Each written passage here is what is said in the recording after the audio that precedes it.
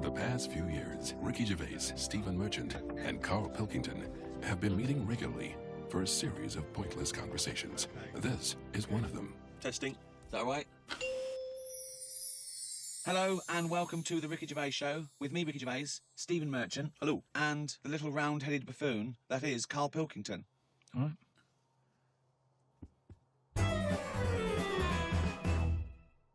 Carl, I've got a couple of little facts for you, just to try and inflame your imagination. Go on. Sharks are immune to cancer. Are they? Yep. So how have they found that out? Well, I don't know, but I've never heard of any fish having cancer, though. I haven't heard of a cod being ill. So why are we focusing on that one?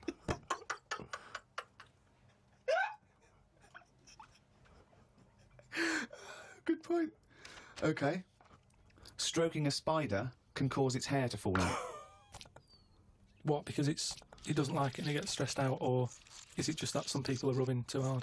No, I don't think it's they're rubbing too hard. I think it's something to do with... I mean, what sort of maniac is stroking a spider anyway? My mum did it once. Really? Yeah, not to a spider. Right. It was just a little bee. She'd been out, sunny day and that. Got the washing off the washing line. She was bringing it in. Little bee sat on the top of, like, the bed sheet or whatever it was. Yeah. And she's in the kitchen with it, and she goes, "Look at that little bee there." She started sort of stroking its head. It loved it. How did it make it clear that it loved it? Well, he wasn't struggling. It was just sat there, like, because it must have been like a bit dozy. They get a bit dozy, don't they, in the heat and that. Mm. And he just stayed there on the sheet, and she sort of stroked its head for a bit. And she had to put it out. It didn't go out. It didn't try and escape. It was like, "You've had enough now." And that was that. She sent it out. She loved all that. She loved little flies and stuff. And we had Harry the housefly. What? Harry the housefly. What do you mean? It's just a fly that always seemed to knock about in one corner of the room. Oh, right, it's the same fly, was it? Yeah, it was the same fly. How do you know it was the same fly? So whenever she saw a fly, she went, "Oh, look, it's back." Well, we weren't letting him in. It's just that it stayed in. Carl, what makes you think it was a pet housefly as opposed to a different fly every day? Because it was always in the same place, in the corner. But it could have been that something about that particular place that attracted flies rather than it was the same fly. Well, I never worried about it. It wasn't harming us. It just always hung about. But how do you know it was the same fly? How do you recognise it? We weren't worried about it. It doesn't matter, does it? If like we're thinking another fly's getting a bit of free rent or something, just let it stay. I don't understand why. But why? No. Right, okay. You're in a house, right? There's flies, okay? Not flies, fly. Why do you think it was the same fly for all those years? Just because we haven't got loads of other flies. At no point was there a crossover period where there's two, and it's like, hang on a minute, he's trying it on here. That's what I mean. It was always just one on its own. We just thought, leave it. It's all right. I don't know why are you suspicious? Why you always think someone's out to do you? No. I don't know why you assumed when you see a fly every now and again that it's exactly the same fly. It just was. It's Harry. The one in our house was the same one. How do you know? Well, all right, I don't, but at no point did I feel suspicious. Speaking of flies, though, and that, they've got one, right? I was out with Ricky, and he was reading the paper. There was a story there about a fly that its eyesight was bad or something, and they've made it a pair of glasses, and it had a picture of a housefly wearing... Okay, this is incredible, Steve. Can I take over? Hang on, let me just need to finish a couple of questions for that. So there's a small fly, and they've made it a pair of glasses, so that it can see better. Yeah. And your concern is what? Well, again, it's just that thing of we're looking after everything now. Sorry, I've got to come in here, Steve. All right. I showed you the story. You saw it. It was a picture of a housefly with a pair of glasses on. Yeah. Right. It was about a one-sentence thing. Mm. It was about how far technology's come, and a group of scientists using microscopy, right, and laser tools had, as an exhibition, shown that they could make a pair of glasses smaller to fit on a hand. They put it on there and they'd taken a picture of it, and it's on display. At no point was it actually, because the fly had bad eyesight, the fly was presumably dead, it was purely an art installation or a show of technology. I thought you were going to say, Rick, that you'd drawn the glasses on there. Yeah. And he believed it, like, there's a bearded lady in this paper. No. My God, Tony Blair looks like Adolf Hitler. No. What do you think of that, though? But they did it as an experiment.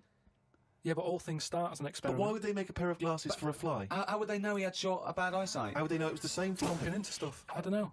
Bumping into stuff. It's just that thing, innit, of human nature is something's wrong with something, let's fix it. And they try and help people out all the time, don't they? We're always doing it. We're always trying to help people out. Instead of just going, you've been dealt a duff card, cope with it.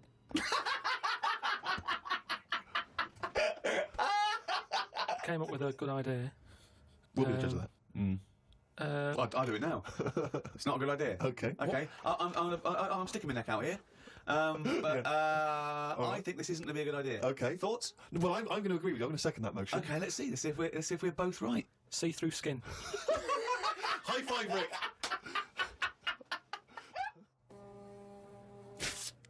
We've had a few emails about the old shows. People came into them late in the season. Did I not tell you this? We've had an email from an Inuit. Really? Yeah. I thought I'd mentioned this. Have we not mentioned this before? No. No, it was an email from a guy who said, I don't think he lives in Canada, I think, or somewhere else. I apologise if I'm getting that wrong. But I think he said he was half Inuit and he listens to the show. Half Inuit? See, that's interesting because I think of them as so remote. I know I'm probably wrong now, but I think of those as so remote that I can't think where they're meeting people who aren't That are also Inuit, yeah. Oh, and who's going, other societies are going, I'll tell you what, I'm fed up, there's no action now, I'm going to the frozen tundra, I'm bound to meet someone there. Yeah. Where do they meet? Do they do online dating? Probably a lot of online stuff. What do you put as hobbies? Fishing? Yeah. Skinning stuff. Skinning stuff, yeah. What stuff to skin? Seals. Seals, yeah, sure. That's about it, isn't it? Why are they hanging about round there? Why aren't seals going, do you know what, it's cold, I'm sick of it here. It's windy all the time, what have you, and I'm getting a club on the head. Do you know what I mean? Yeah. Because they're meant to be quite bright in terms of animals and that, aren't they? So why are they knocking about them parts? I don't know. Say, like, if seals died out, right, would that be a problem? We've done this. We've been through this before, Carl. Everything has a knock-on effect. Even a seal, that's sort of in between something already. It's between a fish and a dog, isn't it? I knew you were going to say dog. It's not between a fish and a dog. What do you think evolution does? Fish to I'll never dog. understand it. Maybe we What shouldn't do you talk mean about it. it's between a fish and a dog? I'm just saying it's... It was a perfectly evolved mammal that re-entered the water, I imagine, and then got streamlined and... I mean, it's between a fish and a dog. But why not have one and the other? Why not have, like, you've got a dog, you've got a fish. No, it's not Anything in the between a middle. fish and a dog. It's not between a fish and a dog. I don't know what between means. I don't know what... This is it again about saving everything all the time. What is it doing? What's he doing? Everyone's feeling sorry for him all the time. Save the seal and all that. What's he doing? Why are we saving it? Let's just ask that question. What's it doing? I don't know what to say. It's between a fish and a dog. Out of all the people in the world to have a chat with, do you know, what's his face? That German doctor? Which one? The guy that displays the human body? Guns Traven or something. Oh, right, yeah. Well, I don't... Is he a proper doctor? Because it's just that it's always... I mean, I could cut a body up. I never see him sort of put it back together. Is anyone keeping an eye on him, sort of going, well, who is he, actually? I'm sure he is a proper doctor. I mean, he doesn't answer everything. Like, he doesn't say, I don't understand why the intestines have to be that long. I don't know why it just can't go from the throat to the belly, exit, straight dark line down, out the arse. You must know. Well, no, because the way he dragged it out and it was like miles long. Yeah. Pointless. No, it's not pointless. Just have a straight. Do you know what I mean? Straight. What are you talking about? Again, the evolution sort of worked this out for us. It really works. I don't think you're going to improve on it. What I mean is that's probably that long because years ago they were eating dinosaur and that might have took a lot of indigestion or something. I don't know how chewy it was. It might have been quite fatty, dinosaur meat, and it needs to go through all that. Now we're eating like yogurt. So I mean, we don't need anything that is doing that much work anymore. All the food is mashed up. Auntie Nora, right? All her food is mashed. Right, she doesn't have to chew anymore. She's got teeth, but she doesn't need them, and that's how. She's got teeth, but she don't need them. No, but that's how she could have her intestines removed then. Well, no, but this is what I'm saying. That's our other problem, wouldn't it? We're changing everything all the time, aren't we? I mean, there's some fella who was looking at on the internet, identical twins, right? They were sort of sick of looking like each other, so they were like, "What can we do?" Right? And one of the twins said, "You have my arm," right? And he had his arm taken off and stuck on his twin, so his twin's got like 3 arms. No, it's not true. It's on the website. No, it's not true. What, for a laugh? They were born so they didn't have what doctor's doing this then? Well, they're old enough to sort of say this is what we want. And No. Doctors don't go, well, if he wants another arm, and I'll take another. They don't. Doctors don't do that. What sort of practice is this doctor going around and go? Dr. Jekyll. I mean, Carl, think of what you're saying. But where would he have stopped? Can you put his head on my knee? It's up to you. Sign this. If you sign this, you can give my consent. But we, it isn't. What do you think these doctors are doing? Just to do as they're told. They don't do as they're told. They do if someone wants it. And twins, sort of, it can get you down, can't it? Being a twin, because it's like... Sorry, what would this solve, though? I thought you said he gave one of them a bigger nose or a beard or 2 front teeth to make him look different, right? Not... I'll tell you what we could do. Go on. Would you like one arm? Go on, what are you thinking? Well, me 3, you 1. therefore not twins. Novelty. I mean, you are a mental man. But they can do it now, can't they? There's no sort of... There's no line drawn anymore. They don't go, you're crazy, we're not going to do that. Yeah, in Saw 2, not in the real world. No, they don't do things like all this. Right, there's another bloke, right? I don't know the sort of full ins and outs of it. Go on, you surprise me. But what he asked for, something happened to his tackle. Right? It's penis. Yeah, right. So he was at the doctor's, and they were like, "Oh, what can you do for me? It's a bit embarrassing. I've got nothing down there." Right. So they were like looking at it, going, "Yeah." Doctor, I don't know if he started like rubbing his chin with his finger or something. Looked down. He's thinking, got an idea. You know, you've got a lot of fingers. How many of them do you use? The patient's like, yeah, I see what you're thinking. They cut off one of his fingers, sewn that onto where his tackle is. He's happy. Well, that's different, though, isn't it? Well, That's where they've really taken tissue. I know, but I assume they fashioned it into more of a knob than a finger. If you were doing that, use a sausage. I mean, why lose a finger? Well, I'll tell you why. Because your finger has your tissue, your blood type, and therefore would graft near your testicles. A sausage is a thing that's made by a butcher out of offal, okay, that really can't be grafted onto any part of the human body. That's why they very rarely use any meat products in surgery. I know, yeah. Well, I mean, why not use a sausage? You're a mental case. I always remember this story when I was a kid about some bloke. He had throat cancer, right? And his doctor said, carry on with your life, right? It's not going to be that good, but just carry on. But don't eat meat. And he was like, I love meat. He's like, yeah, but just don't, have your veg, keep yourself strong, but don't be eating that. Anyway, he was fed up because he loved his meat, and his wife was feeling a bit sorry for him one day and thought, I'm sick of him looking fed up and that. All he wants is some meat, for God's sake, give him some meat. So she goes to the butcher's, gets him a big piece of, like, steak and what have you. He can't believe it. He's like, oh, brilliant, cheers for that. Anyway, he's got the meat on his plate, just about to tuck in, and the cancer comes out from his throat. What? No, I know, it sounds really weird, but it's something that I was told about years ago when I was growing up. What are you talking about? It was just some bad illness, some cancer thing, and it was coming out waiting for the meat. It was sort of dying. Again, a lot of your medical knowledge is from the film Alien. So this guy with throat cancer, okay, as opposed to it being a disease of the cell. It was like a living. The alien. So it was the animal. It was the little animal cancer. That's why. What are you talking about? Meat. He wasn't allowed to eat meat. So it's sitting there. So it's actually sitting there and throwing. Well, I'll tell you what I'd have done if I'd have had some cancer in my throat. I'd go, there you go. Rid of that. What are you talking about? So what happened? He choked to death on this thing, and the wife was like, "Oh, I shouldn't have given him the meat after all." Just That's a bollock story. It's all. There's loads of weird stuff like that happens in medical stuff. Well, the terrible thing is, if you got testicular cancer and you eat meat, your bollocks come out of your trousers and they're all over the plate, and you have to be asked to leave the restaurant. Oh, chimpanzee, that is only gonna bring it down. That's the jingle for Carl's diary, excerpts of which we read each week. Get straight into it. A band from the Conga have won the Best Newcomers in a Radio 3 competition. They use pots and pans for instruments. It says that the Conga is a poor, sad place. So why do people do that happy dance at the end of parties called the Conga? Right, one is the Congo. There's no place called the Conga. They come from a place called the Congo. Conga! Fucking hell, you're such a... Met Suzanne at Euston Station. I said I would sort out the tea tonight, so I called the curry house. The fella couldn't understand me. I asked for 2 poppadoms. He kept saying, how many? I kept saying 2. He still couldn't understand. I said 1 more than 1. He understood. When we picked up the food and took it home, there were 5 poppadoms in the bag.